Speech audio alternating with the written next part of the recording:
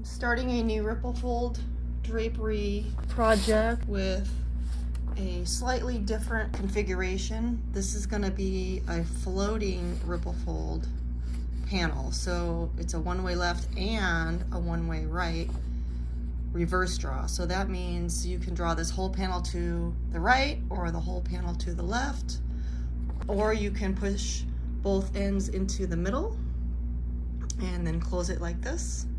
So it's got a butt master carrier on the left and one on the right. So there's no return, there's only two starting master carriers, and then in the middle there's 86 carriers. So I need a total of 92 snaps, 86 in the middle plus 3 for each master carrier. So my first step before I even cut fabric is to count out 92 carriers in this Ripplefold tape. And I got the first end ready to go with these two snaps being 1 inch apart. So I cut the tape and overlapped them, stapled them together, and then I added 3/4 of an inch in between the next two. So that's the part that makes the first pleat on the master carrier. And I like that one to be a little bit bigger than normal because then it will look the same as all the other pleats. Once I find my ending on the other end, I will match it to this end. So here we go, counting to 92. 1, 2, 3, 4.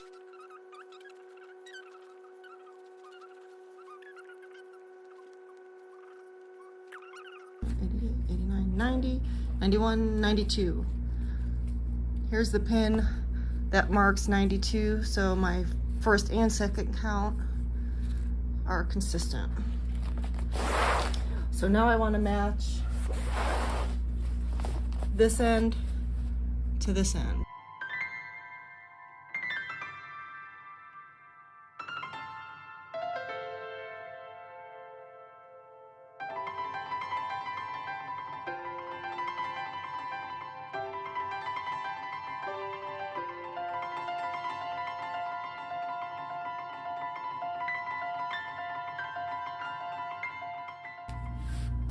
Okay, so there I have a butt master carrier for one side and then the same for the other.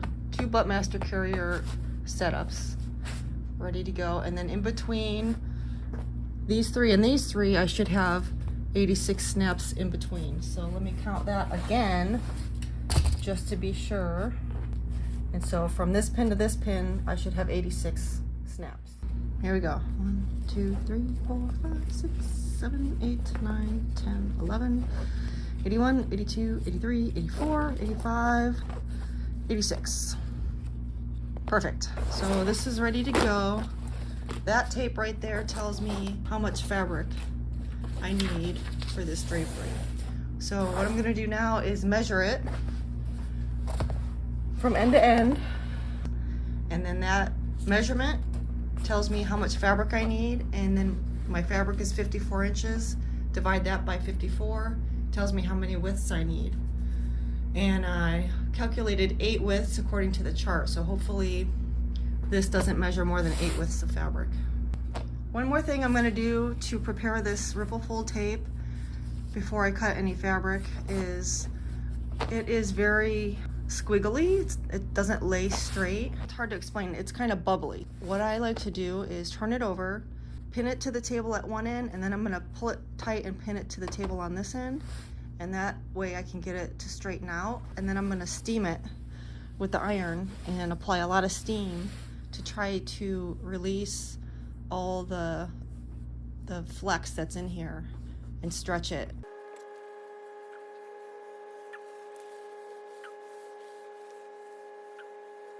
So now when I release these pins,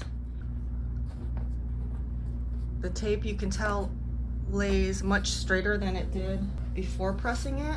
And I'll show you a section that has not been pressed yet so you can see the difference. So here we have the one that has been pressed and steamed, and this one is as it came out of the package. So it's got all this extra air between the tape and the table. The one that's been pressed is still laying nice and flat and straight without all of this extra air, I call it.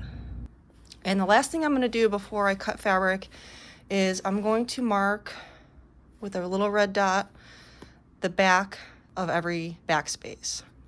This is the master carrier, so I like to just mock it up to be sure that I know where that first backspace is. So this is what happens when you connect the first 3 snaps to the master carrier. That creates the first pleat, and then the first back pleat is right there, and then you have this continual S-wave. Every back space is going to have a red dot on it. Those are the only 2 dots I put on so far, so I'm going to go through and mark this whole tape. It's 368.5 inches long. Okay, so here's one, and then I go every other one. This drapery will be hidden up inside of a pocket, so nobody will see this. And the reason I'm doing this, by the way, is because the fabric is going to have a lot of seams in it, and I want to hide all the seams in the sections with the red dot.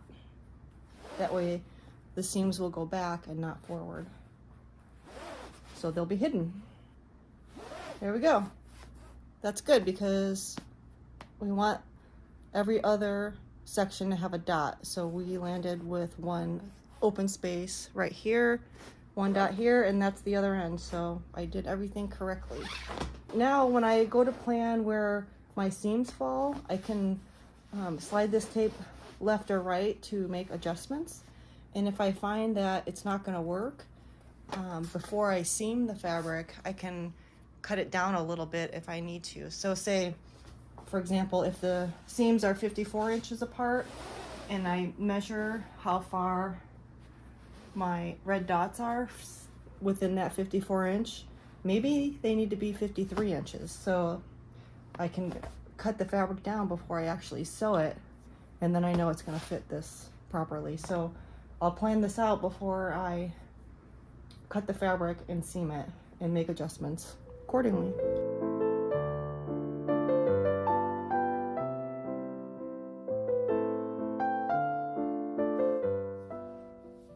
I'm about to sew some velvet together. I'm starting at the bottom because I like to put the hem in the bottom before I table the panel.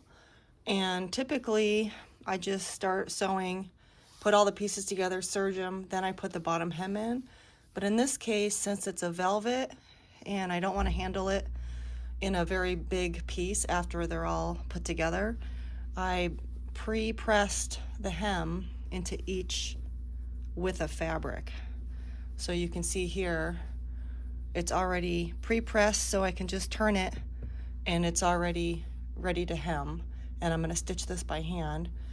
But because it's ready to hem, I can also make sure when I'm putting it together at the sewing machine that those press lines line up. And that way the hem will be nice and straight across the bottom. Because if I started at the top, sometimes, you know, I might end up off a 1/4 of an inch or a 1/2 inch sometimes. And so if I start at the bottom, all my bottoms are going to be nice and even right there. I'm lining up my pressed lines here and here.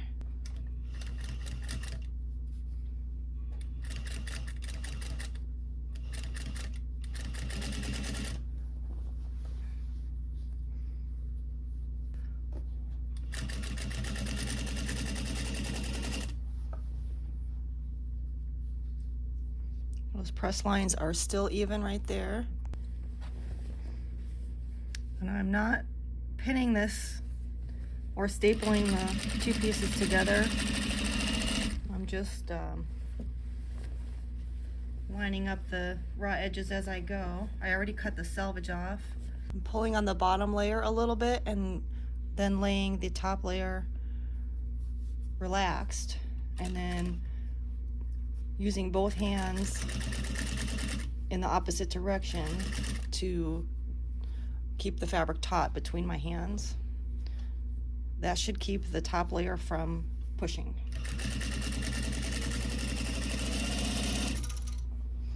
And as I go, I can check the back, because if the back layer is puckered, or the top layer, if either layer is puckered, then I would know which layer to give more tension to or less tension to. You can see that my press lines are very even, so I can go and make my hem, and that's going to be nice.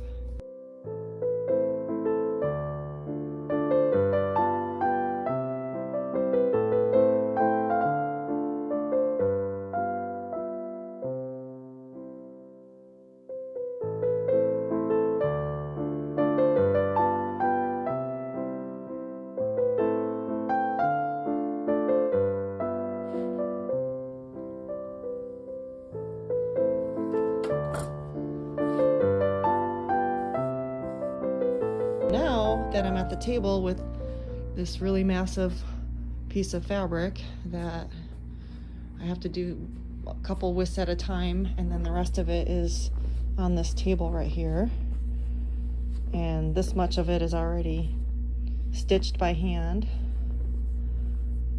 The bottom hem, there's my bottom hem. Just showing you how nice it is that I don't have to put the hem into it now that it's seamed. All I have to do is turn where it's pressed, and then I can hand stitch it.